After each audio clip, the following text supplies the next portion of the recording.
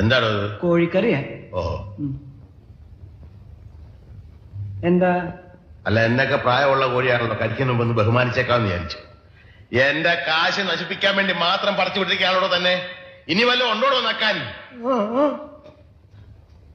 തന്നെ